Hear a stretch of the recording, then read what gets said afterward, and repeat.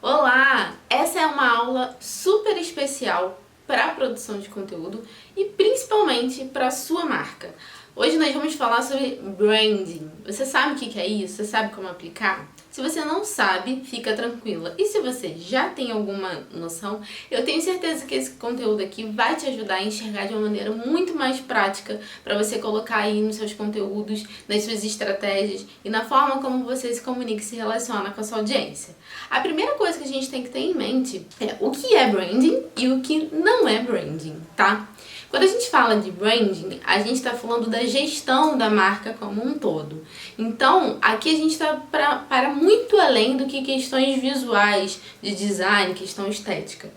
A gente vai chegar nesse ponto, é um ponto importante, mas a gente tem um olhar muito mais profundo, um entendimento muito mais profundo do que isso. Vamos lá. Quando você pensar no branding, na gestão da sua marca, você tem que considerar a sua proposta de valor, né? O que de fato te faz ser diferente dos seus concorrentes, o que você promete e entrega como transformação para quem você atende. Aqui a gente fala muito sobre propósito. Branding está completamente relacionado ao propósito, aos valores, à missão, à verdade que a marca defende e acredita. A gente também considera sempre o posicionamento, porque isso está completamente relacionado ao que a marca defende, no que ela acredita. Então, o posicionamento, ele de fato te coloca numa posição de destaque. Então, posicionamento de marca faz parte de uma gestão de branding, de um trabalho de branding. A gente define no branding a personalidade dessa marca. Se essa marca vai ser mais engraçada, mais descontraída, se ela é mais formal, se ela tem um tom próximo, ela tem um tom mais institucional. Isso tudo a gente define nessa estratégia, quando a gente está definindo uma estratégia de branding. E, de fato, a mensagem central dessa marca. E aí, quando a gente fala de empreendedores e mães empreendedoras, falar de marca, gestão de marca, talvez pareça algo muito distante, mas não é. Quando a gente começa um negócio, que é o caso de uma mãe empreendedora e de uma empreendedora, nós somos a nossa própria marca, porque somos nós que damos a cara, nós damos a voz, né? Somos nós que de fato estamos levantando essa bandeira. A nossa marca traz muito de quem somos e ela realmente precisa trazer, porque tem que ter essa conexão.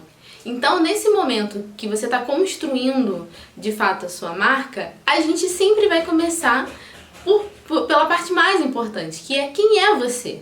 Então você precisa olhar para você e levantar algumas respostas, né? Encontrar algumas respostas como a sua essência, os seus valores, a verdade que você acredita, o porquê que você está fazendo isso, qual é o seu propósito, né? O que te motiva a fazer isso, as suas características pessoais que podem e devem ser usadas de maneira estratégica para comunicar, e aí me entenda bem quando eu falo características pessoais. É realmente fazer um mergulho para dentro de você e ver pontos e qualidades que você tem que podem criar conexão e identificação na sua audiência. Então é óbvio que a gente não vai trazer 100% das nossas características, mas a gente faz uma análise, a gente olha para a nossa persona e vê o que da nossa característica, né, pode criar essa conexão. Um exemplo, aqui no Pitaco para Elas, eu e a Laura, nós somos na vida, né, a gente acredita nessa leveza que as coisas precisam ter, de ser descomplicado. Então isso é muito da característica da Ju e é muito da característica da Laura. A gente traz isso para vocês quando a gente traz soluções, quando a gente mostra o nosso dia a dia lidando com as questões do empreendedorismo materno de uma maneira não romantizada, mas prática, né? O que a gente pode pegar, aplicar e solucionar. Isso, a gente levanta essas características, esses pontos fortes que nós temos enquanto pessoas, porque isso vai transmitir, vai expressar de fato a personalidade que nós queremos que a nossa marca tenha. Um segundo momento, depois que a gente faz esse primeiro olhar, né, mais clínico para quem somos e tudo mais, e até tem tudo a ver com o movimento de autoconhecimento realmente, a gente levanta qual é a mensagem que a gente quer passar para os nossos clientes, para a nossa audiência, para as pessoas que a gente realmente quer servir.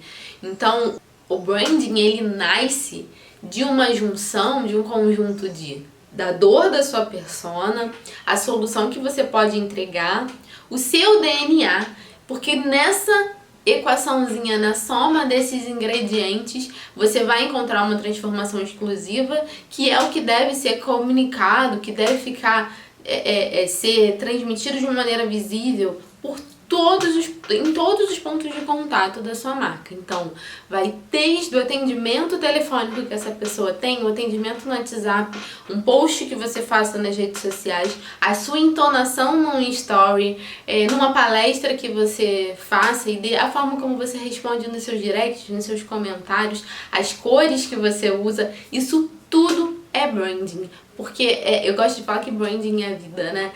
E é legal a gente criar essa comparação de vida, de pessoas e marcas, porque de fato as marcas são feitas de pessoas. As marcas, elas são feitas de pessoas para pessoas, e quando a gente pensa na gestão dessa marca, o que a gente quer fazer? A gente quer de fato comunicar a nossa identidade, a nossa essência, quem somos para o mundo, para o outro, deixar a nossa marca.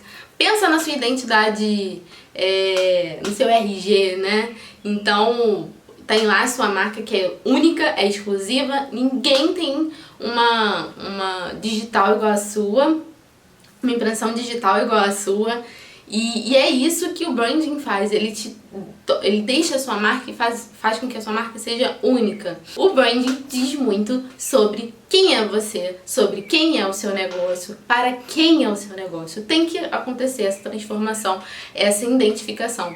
Então, o que vocês podem ver é que o que as pessoas visualizam e enxergam do branding é um recorte muito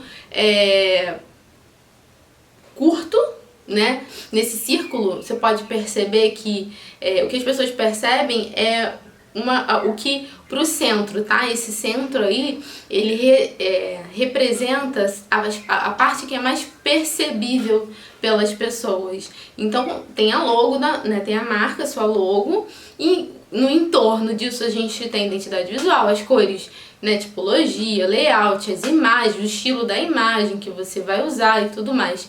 No branding, o branding é a gestão disso tudo, então entram os seus valores, a personalidade da marca, o tom de voz, a qualidade da sua entrega, os canais de comunicação, a abordagem, o seu network, né, os seus parceiros, as causas que você defende, a sua filosofia de atendimento e de empresa, isso tudo faz parte do branding. Bom, e aí a gente tem que ter isso muito claro pra gente, porque embora o ponto de contato da nossa audiência, né, a parte visível para a nossa audiência seja muito pequena, né, que ali entra essas questões que eu falei de identidade, do posicionamento, da estratégia e outros componentes da gestão não ficam tão visíveis, mas é a base desse iceberg, a gente tem que ter muito claro para a gente conseguir, de fato, ter uma base sólida para sustentar essa parte que as pessoas conseguem perceber. De uma maneira geral, a gente vai mostrar para vocês algumas boas práticas que vocês precisam ter no feed de vocês, nos stories, em qualquer conteúdo que você vá disponibilizar para a sua audiência. Bom, vamos lá. A primeira coisa que você tem que ter em mente é que todo e qualquer conteúdo seu precisa ser claro, precisa ser objetivo e precisa ter propósito. Isso tudo vai ser muito importante para essa parte prática que a gente vai falar, tá? Então, sempre que você for produzir o conteúdo, tenha muito claro o que você quer dizer com ele, qual é a sua intenção com isso, né? Seja muito objetivo, seja clara, e isso tudo vai facilitar na hora, por exemplo, de você escolher as cores. Vamos começar pela hierarquia da informação. Toda vez que você quiser destacar uma informação, você tem algumas formas de fazer isso. A primeira delas é trabalhando o destaque, o contraste das cores. Nesse exemplo aqui, perceba que nós temos um avanço de tonalidades, né? A gente começa no contraste mais forte, que é o claro no escuro, depois a gente vai avançando em nuances que são médias até quase igual. Só para criar nesse visual essa sensação de eu quero que você veja isso aqui primeiro, eu quero que você leia depois isso aqui, e isso aqui Por último, isso aqui porque quando os nossos olhos eles batem em informações que estão em destaque e o contraste faz isso, isso já norteia o nosso cérebro para qual direção, qual é a ordem que nós vamos assimilar o que está escrito. A segunda forma da gente fazer isso são pelos tamanhos. Então, perceba que é a mesma cor, é a mesma fonte, a mesma tipologia. Aqui a gente só brincou com o tamanho das palavras, né? A fonte estava maior, depois ela estava média e ela estava menor. Aqui é o mesmo tamanho, a mesma cor, e a gente só ousou na disposição dela. Então, sempre que você quiser que algo seja visto primeiro, a gente coloca sempre no topo da imagem algo, e aí a gente chama muitas vezes, né, tanto de chamada quanto de headline, dependendo da estrutura da sua arte. É de fato que você quer que a pessoa leia primeiro, então não precisa sempre estar com uma cor diferente ou com um tamanho diferente. Você pode só fazer essa disposição pela organização dentro da sua arte, tá? Bom, chegamos na tipografia. A gente escolhe a fonte considerando a personalidade da marca e a mensagem que a gente quer transmitir. Então, por exemplo, se a sua marca é mais tradicional, a gente utiliza fontes com serifas, que são essas fontes finalizadas com os tracinhos. Se você quer reforçar uma assinatura ou trazer um tom mais elegante, as fontes como essa sofisticada, que são fontes manuscritas, são mais recomendadas. As fontes como a simples e corporativa são ótimas porque são objetivas, são cleans, são claras e fáceis de leitura. E fontes como essa dinâmico são fontes bem mais artísticas, elas trazem bastante personalidade, elas são fortes, né? Ela até tem mais do negrito. Isso tudo é só para ilustrar e vocês visualizarem como vocês podem escolher. De uma maneira geral, escolha sempre até 2 tipos de fonte, não mais do que isso, porque acaba complicando. Defina uma para ser a sua principal. Faça o teste do aumenta e diminui, ou seja, quando você escolher a fonte, vê como que fica a palavra pequenininha. E nunca escreva mais do que 2 palavras, né, em fontes manuscritas, porque isso acaba atrapalhando a leitura. Tá? Também é legal vocês visualizarem antes se essa fonte tem C cedilha, tio, se usa algum acento, que às vezes a fonte não tem quando você vai escrever um texto corrido, aí que a gente percebe e dá mó dor de cabeça. Então, não use mais do que 2 tipos de fonte, isso atrapalha na harmonia do feed. Escolha um tempo para usar e aí testa outra. Você deve estar se perguntando, Ju, mas como é que eu escolho as cores? Bom, vamos lá. A primeira coisa que a gente tem que ter em mente é que o nosso cérebro, ele entende as cores, né? Ele reage a estímulos diferentes de acordo com cada cor que ele está vendo, né? Conforme os nossos olhos mostram para ele. E aí, a gente, quando olha para as marcas que já existem e considera essa psicologia das cores, muita coisa começa a fazer sentido pra gente.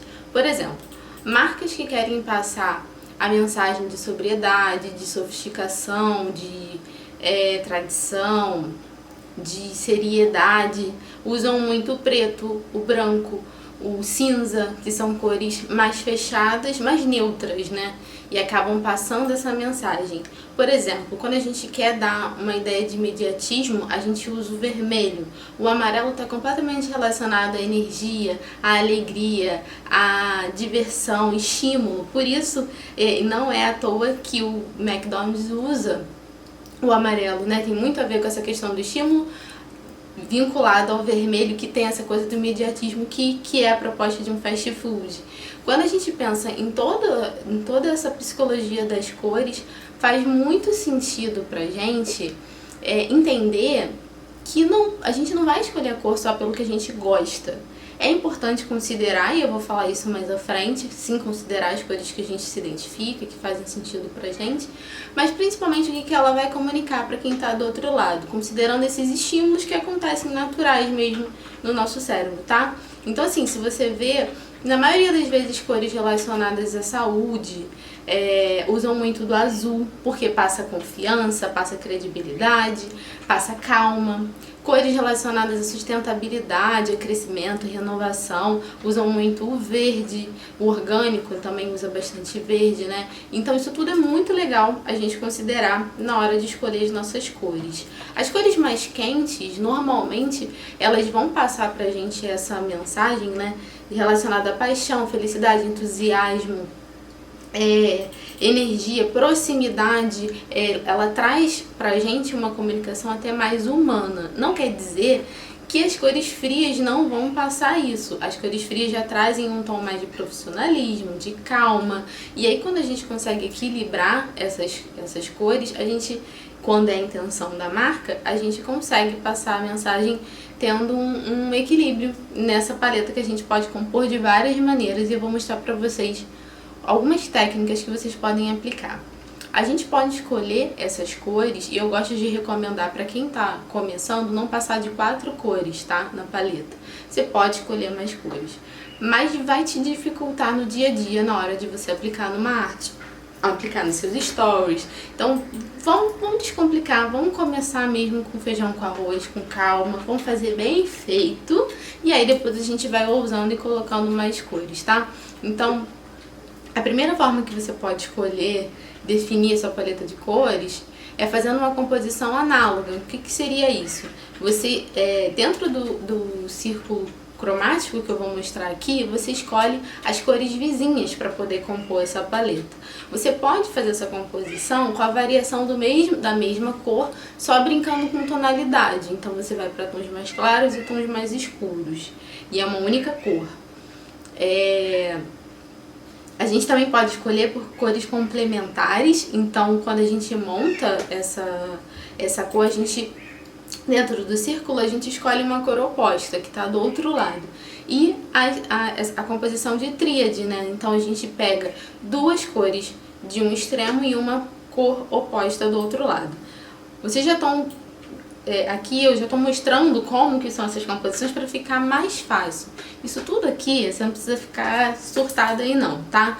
Você pode acessar o site da Adobe Color, que é gratuito, uma ferramenta que está disponível para vocês fazerem esses testes, essas simulações que eu falei aqui, para já começar a visualizar melhor que tipo de composição de cores vocês podem misturar numa paleta. Eu sei que quando às vezes a gente define uma cor, por exemplo, eu gosto muito do amarelo, que cor vai combinar com o amarelo? Algumas pessoas têm essa dificuldade e essa ferramenta vai ajudar bastante, tá? E aí, mais do que só fazer essa simulação, uma coisa legal tanto desse site quanto no Canva, é que você pode, por exemplo, você está navegando no Pinterest, você achou uma imagem muito legal, você adorou a composição de cores, tanto pelas cores no cenário, numa arte, você pode extrair a paleta de cores dessa imagem usando tanto o Canva quanto essa ferramenta. Eu vou disponibilizar para vocês um vídeo mostrando como é que faz para descobrir, né, como que você extrai essa paleta de cores. E há uma coisa importante, gente, toda cor tem um código. É só a gente partir do princípio que toda cor ela nasce da mistura com outras cores, né? Ela a não ser as cores primárias, né? Mas todas as outras variações, elas nascem de uma composição que mistura um pouquinho de um pouquinho de outro, um pouquinho de outra cor, e aí dá aquela cor. A gente, na web, quando a gente fala de cores para a web, a gente trabalha com códigos. Normalmente tem uma hashtag na frente, um jogo da velha, letras e números. Esse código é muito importante para a gente conseguir manter a mesma identidade. Então, você guardando esse código, você vai sempre conseguir usar a mesma cor nas suas artes, sem ter variação para mais ou para menos, ou uma cor que poderia ser mais azulada, acaba ficando mais esverdeada. É assim que a gente acaba com esse problema e a gente consegue usar essa cor em qualquer software, em qualquer aplicativo, porque é uma linguagem mundial, tá? Então é universal, a gente não precisa ter problema com isso. E é muito fácil de você também descobrir esse códigozinho, quando você clica na cor, por exemplo, no Canva, ou em qualquer software de edição de arte, ele vai aparecer esse códigozinho aqui, tá? Bom, e aí depois que a gente considera isso tudo, eu gosto de orientar, né, para escolher a paleta de cores, como que a gente aplica isso. A gente considera o significado das cores, a gente considera as cores que a gente se identifica. Então, façam 3 bolinhas aí, vão anotando, né? O significado das cores, as cores que fazem sentido para a mensagem da sua marca, para o propósito, para aquilo que você quer comunicar. As cores que você se identifica, que fazem sentido para você, que você se sente confortável. Que também não faz sentido você escolher uma cor que você vai ficar olhando por muito tempo e não vai gostar, não vai curtir. E por fim, olha para o mercado, vê o que os seus concorrentes já estão usando, como que eles estão aplicando, mas destaca quais as cores que eles não estão usando. A sua paleta de cores, ela precisa nascer dessa equaçãozinha aqui, tá? Vai ser a junção dessas 3 bolinhas que vai definir a sua paleta de cores. Bom, um ponto muito importante quando a gente fala de definição de identidade visual é levar em consideração o contraste. Gente, muita gente mesmo erra nisso. E eu vou passar uma regra muito fácil para vocês nunca mais errarem nessa questão de composição visual, tá? Toda vez que um fundo for escuro, a fonte, a tipologia, o elemento de design que você for colocar por cima precisa ser claro. Em tons claros, o elemento que vier por cima precisa ter um tom escuro. Isso é a regra básica do contraste. Então, para você ter certeza, um exemplo, você escolher um rosa bebê. Eu vou escolher uma cor complementar. Qual vai ser essa cor para não errar no contraste? Faz sempre o teste do preto e do branco. Joga um elemento preto e branco. Eu, como já trabalho com isso, eu já sei que de cara o branco vai sumir, porque é um fundo claro com um tom claro, então não vai aparecer. Mas se você tiver dúvida, sempre faça esse teste, tanto em fundos sólidos quanto em fundo com uma imagem. Isso aqui é importante também. Quando você estiver compondo uma arte com uma imagem de fundo, faça esse teste. Se não tá dando leitura, não é porque você gostou da cor que você acha que vai ficar bonito não, tá? Tem que dar leitura. Então, se não tá dando leitura, você pode colocar um elemento por trás do texto pra de fato contrastar, porque senão você quer colocar um exemplo, você quer destacar em amarelo, mas o fundo da imagem, do cenário, de alguma coisa, é claro também, vai sumir. Então o que você pode fazer? Colocar uma bolinha, colocar um retângulo, colocar um brush, que por exemplo no Canva tem também, né, que é aquele efeito de pincel, de borrado, só para contrastar. Aí você coloca ele num tom mais escuro e a letra mais clara e vice-versa. Repare aqui que nessa imagem que eu tô colocando pra vocês, eu coloquei de propósito, escrito em não, pra vocês gravarem que não, em hipótese alguma, vocês podem usar dessa forma, as fontes escuras em fundo escuro. E vocês estão percebendo que não dá pra gente ler, né? Fica horrível, fica feio e não funciona, né? Não passa a mensagem. A mesma coisa, a fonte clara no fundo claro. Então, por favor, never, nunca faça isso, por favor. Outra coisa, respeite sempre as margens, porque senão você pode ter um layout incrível, muito bonito, tá com uma informação ali útil, importante, e na hora que você vai postar, fica cortado. Então sempre eu gosto de dar uma área de respiro, né? Tá ali o seu conteúdo, dá uma área de respiro e mais a margem, pra não ter erro e nada ficar cortado.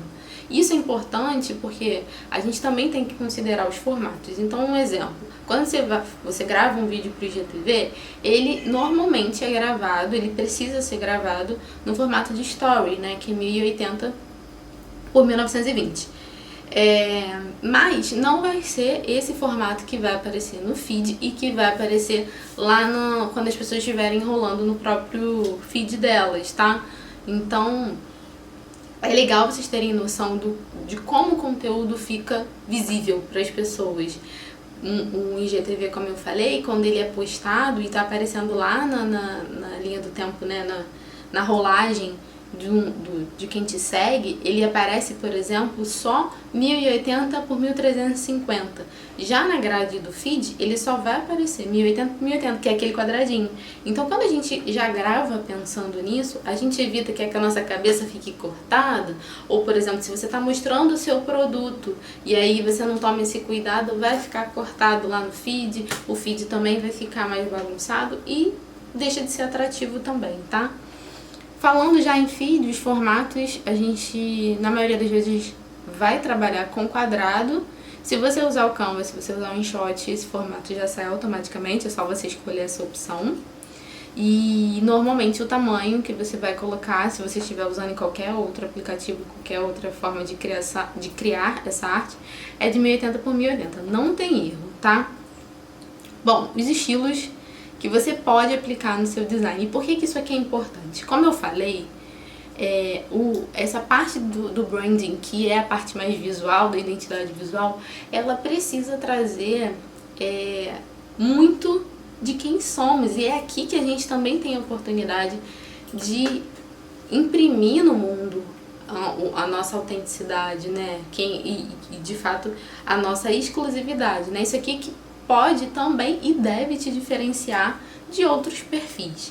Então, quando você olhar para sua marca, se você estiver fazendo esse exercício, levante no mínimo uns 15 adjetivos, tá? Que a sua marca pode e quer passar, tipo, que defina a sua marca. Olhando para esses adjetivos, você vai começar a pensar de maneira visual o que comunica, o que reflete essas características que você está levantando. Então eu vou apresentar algumas possibilidades e depois você vai fazer esse exercício de fato criar uma conexão, o que faz sentido para passar a mensagem que você quer.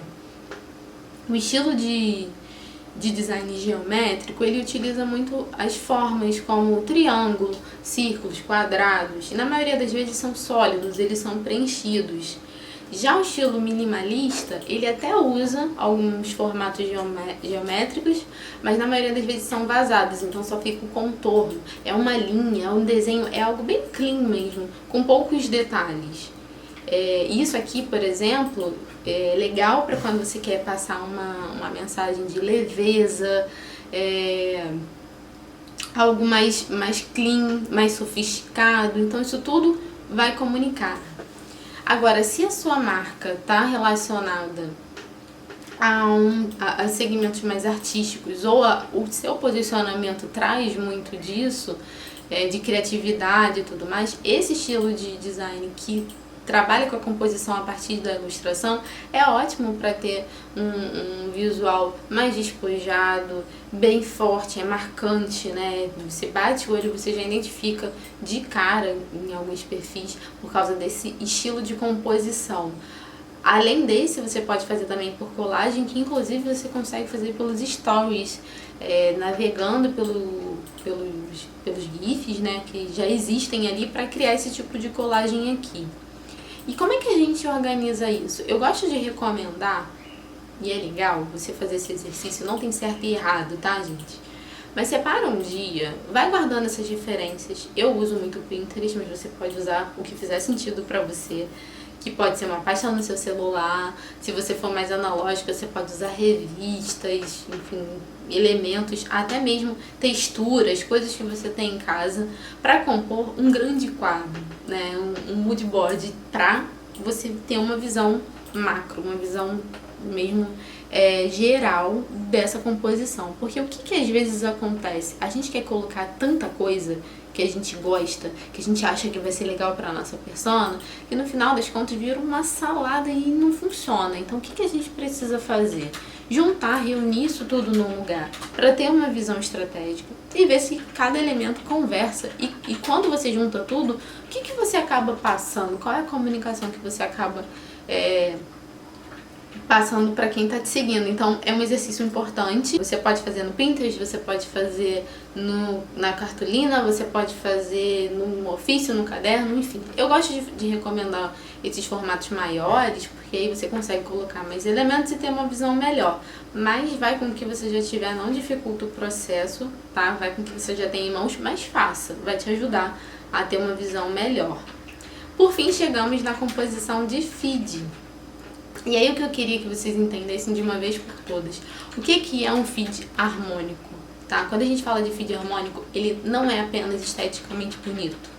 O seu feed precisa ser bonito para ser atrativo, né? Porque a gente está ali concorrendo com milhões de contas e de conteúdos que normalmente vão disputar, sim, seja do nosso segmento ou não. A gente sempre fala isso, nosso conteúdo, por mais profundo que seja, fica concorrendo com um meme da Gretchen. Então a gente tem que ter esse exercício de olhar e deixar cada vez mais atrativo.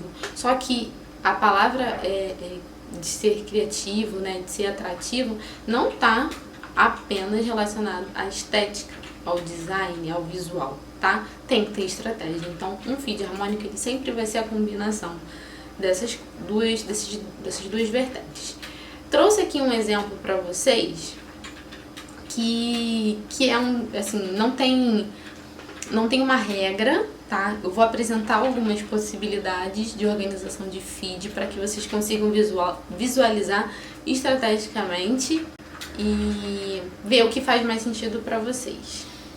Bom, o primeiro modelo que você pode usar, a primeira técnica, é o tabuleiro de damas, que é uma composição em mosaico, que a gente trabalha alternando o tipo de post. Então, exemplo, se você postou uma foto, a próxima foto não vai ser foto, vai ser uma arte, vai ser um fundo liso, mais clean, com uma palavra, com uma frase, uma citação. A outra foto, então a gente foi uma primeira, a segunda, a terceira, o terceiro post já é uma imagem.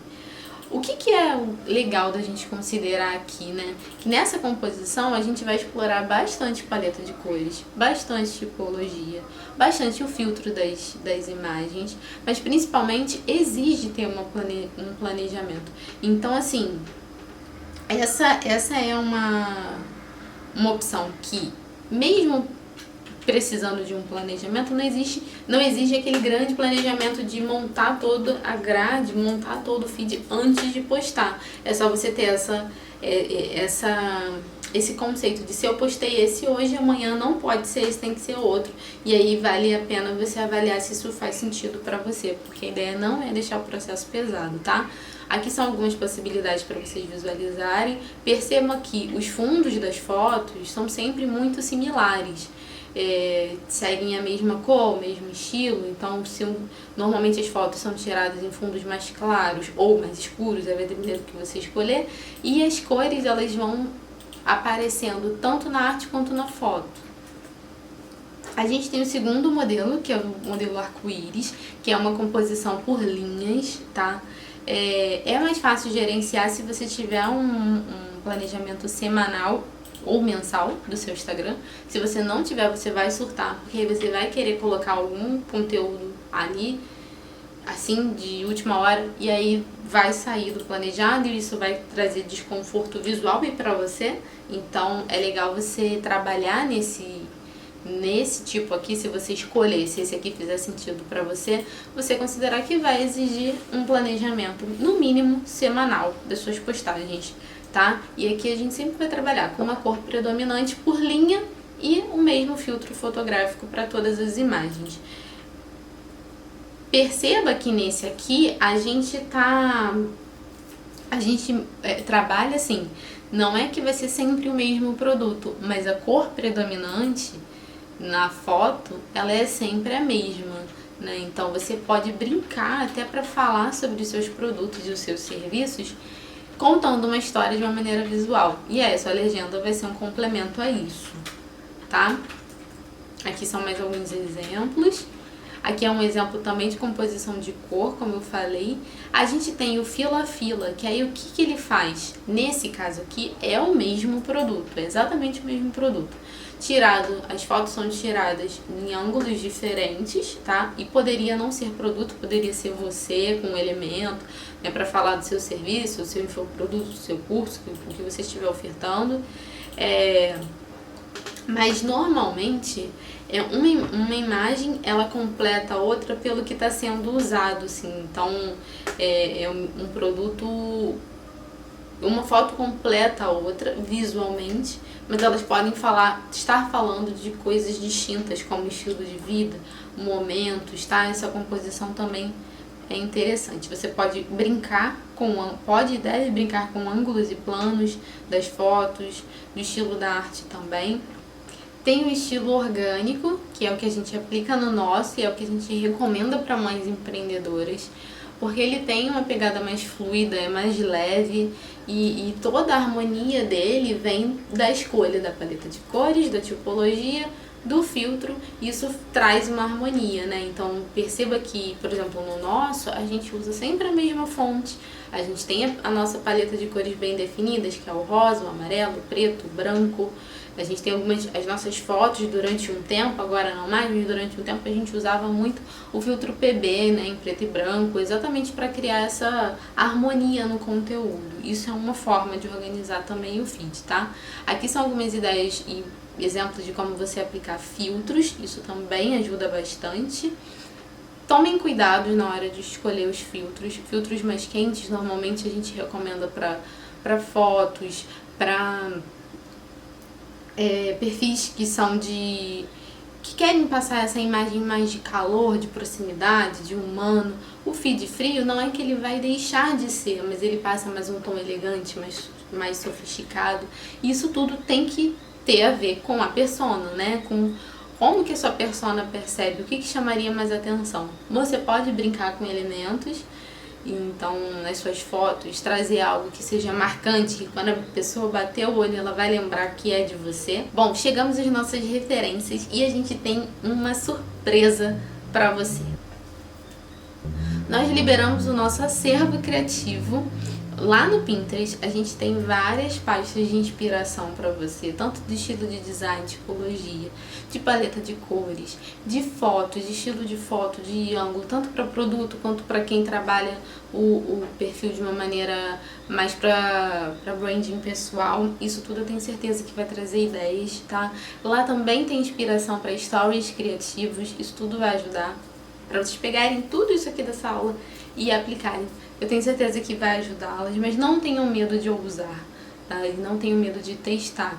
Na dúvida, menos é mais, sempre. Então, sempre que você for criar, não precisa reinventar a roda, nem colocar um catatal de coisas, tá? Vai por menos, que eu tenho certeza que vai dar certo. Qualquer dúvida, é só falar aqui que a gente vai te ajudar.